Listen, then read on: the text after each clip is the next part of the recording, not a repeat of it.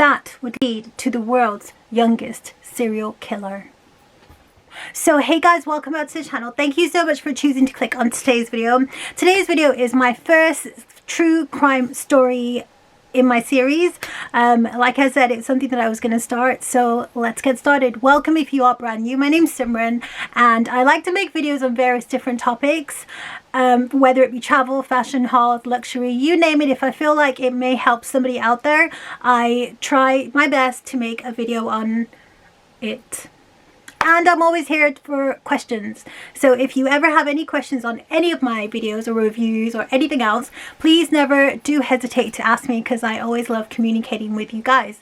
If you have been with me since the beginning, thank you so much. You guys are amazing and I really truly do love you guys, and I think your support is amazing. So thank you so much. So without further ado, let's get into today's video, because I feel like it's I don't know, I think when I heard about this case, I think I was quite shocked, but yeah, shocked I suppose is the word.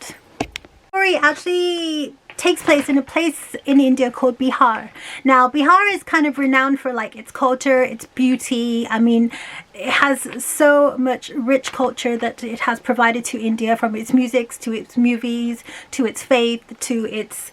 Now, before I continue with this story, I would just like to put a disclaimer out there. I am only sharing this story for educational purposes. I by no means mean any harm to the families of the victims. So the story began in 2007. A lady by the name of Chunchun Devi had left her 6-month-old baby at what we would consider in the Western world daycare center. So Chunchun Devi, just like before, had decided to leave her 6-month-old child at the daycare center.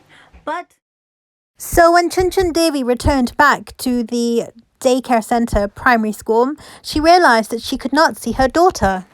So Chunchun Devi kind of had an inkling on who it may be, because there had been rumors around the village where certain children from certain family had gone mysteriously missing and no one had heard about them.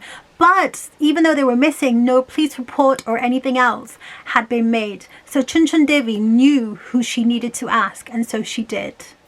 And this is where Amarjit Sada, a boy who lived in the village.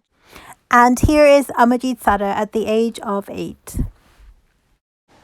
He had been not, let's say, a normal child.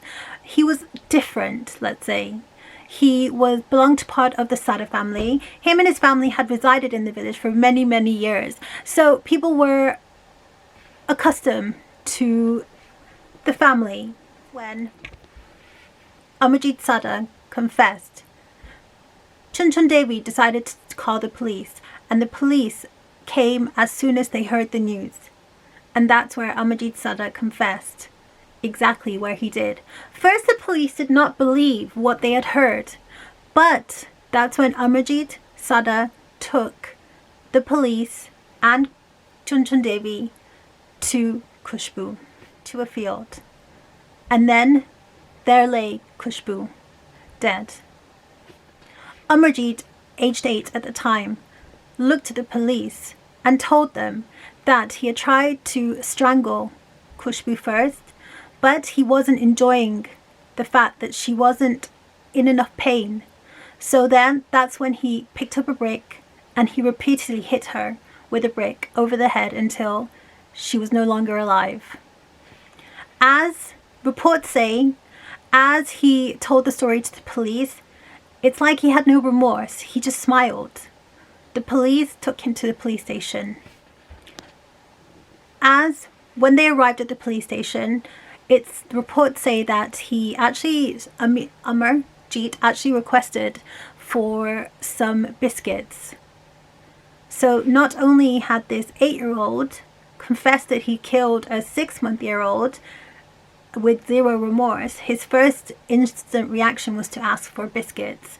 The police gave him biscuits and they re-questioned him again, just in case, because they thought perhaps he's a child, does he know what he's saying? But he repeatedly told them the same story again and again. Then later on, it was found out that at the age of 7, he had initially first murdered his own sister and also his cousin as well. Here is a picture of one of his victims. Even at the police station, the reports say that he didn't really speak a lot. He just smiled, asked for biscuits. It's like there was zero emotion. He had not realized that what he had done was wrong. When further investigation, later on, it was also discovered that he had also not only murdered, at the age of 7, he had not only murdered his own sister, he had also murdered his cousin, also a young baby. They were both murdered in a similar fashion. Now, him murdering his younger sister was covered up by the family, and the cousin also, nobody said a word. I don't know whether it's because they were girls and he's a boy, and there is still in some places in India where there is discrimination. I mean, there's discrimination worldwide, but when you come to certain places in India, there's more discrimination than in others. So it might be the fact that she was a girl and he was a boy, so they wanted to protect the boy over the girl, so they decided to cover up. I mean, just take a moment just to imagine that a woman's life would be considered any less valuable than a man's.